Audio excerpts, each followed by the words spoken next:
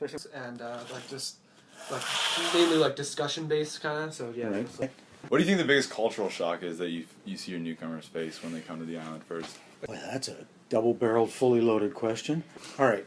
So when a newcomer arrives here, they're arriving, and the majority are coming from China. But in the last 5 or 6 years, we've had over people from over 100 different countries arrive on PEI.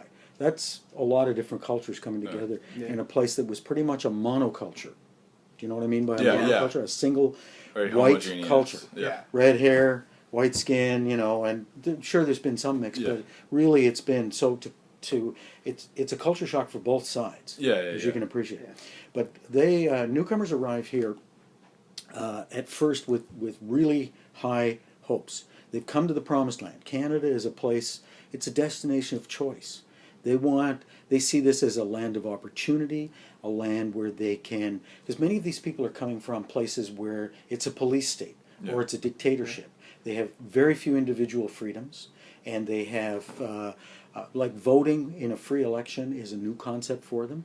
The idea of not being afraid of the police, you know, if you call the police is not a good thing in many of the countries that they come from. So they arrive here with these really high hopes and big expectations and dreams of possibilities. Unfortunately, they come crashing down really quickly within weeks when they suddenly realize how much work it is to get to where they want to go. They have to learn a new language. And that's the biggest obstacle for most of them, because languages, you can appreciate, is the key to opening every other door beyond that. So once you've learned a language, then you can do things like go to school, get a job, volunteer for things. You can start to feel useful in your new country.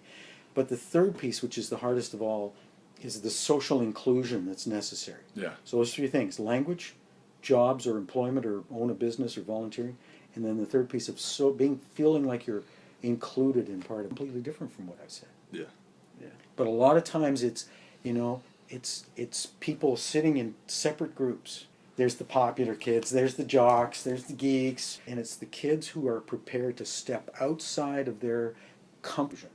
If you feel like you're part of a community or a family or a group, it changes everything. And that's one of the hardest to get through.